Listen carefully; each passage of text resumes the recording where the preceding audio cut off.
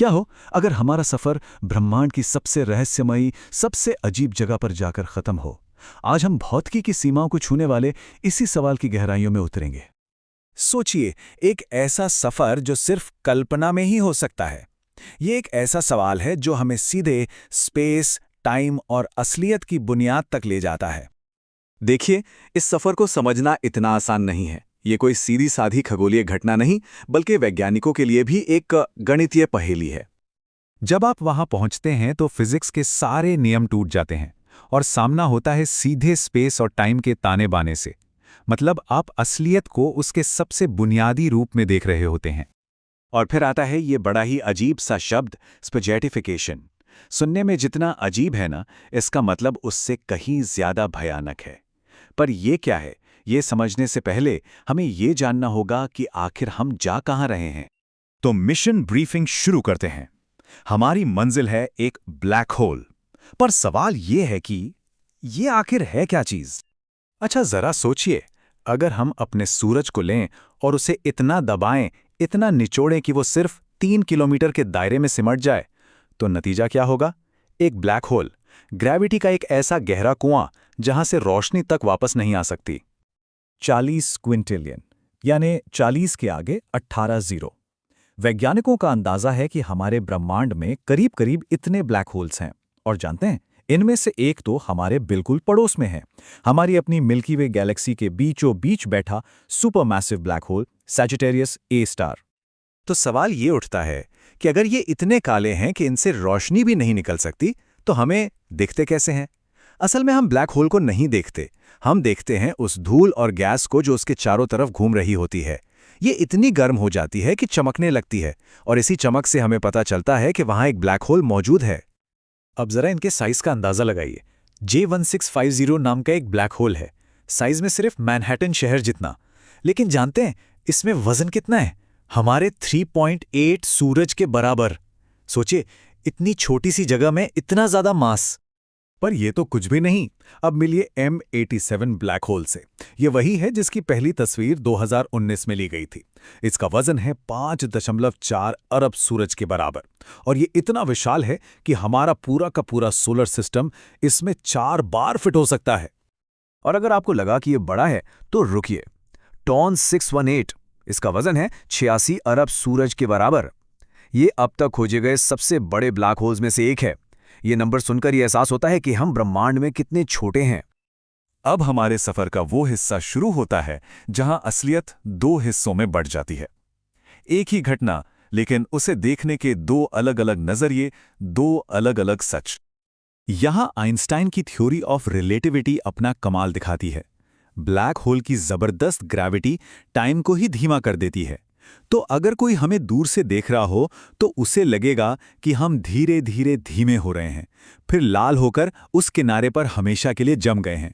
लेकिन हमारे लिए सफर जारी रहेगा और हमें लगेगा कि बाहर का पूरा ब्रह्मांड बहुत तेजी से गुजर गया।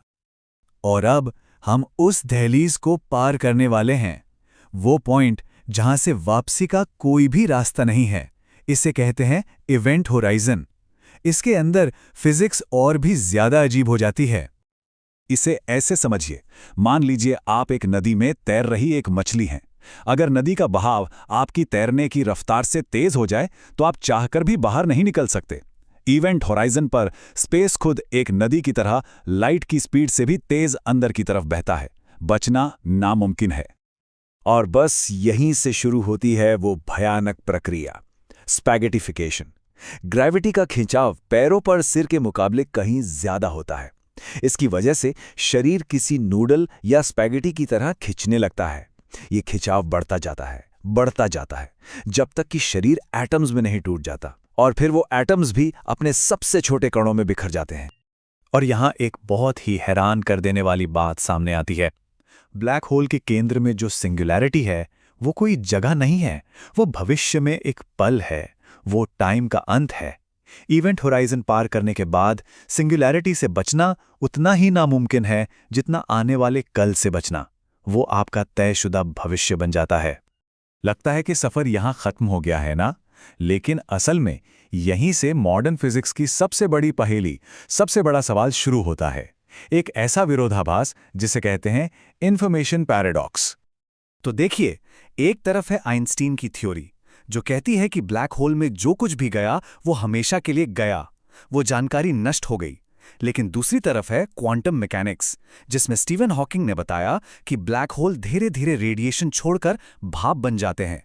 तो सवाल यह है कि अंदर गई जानकारी का क्या हुआ?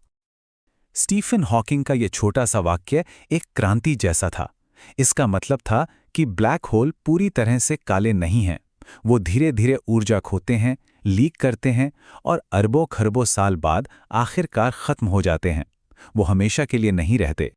तो यही है इन्फॉर्मेशन पैराडॉक्स। फिजिक्स का एक नियम कहता है कि जानकारी कभी नष्ट नहीं हो सकती।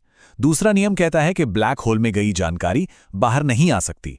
और तीसरा कहता है कि ब्लैक होल खुद ही एक दिन खत्म हो जाएगा। तो आखिर वो सारी जानकारी जाती कहाँ है?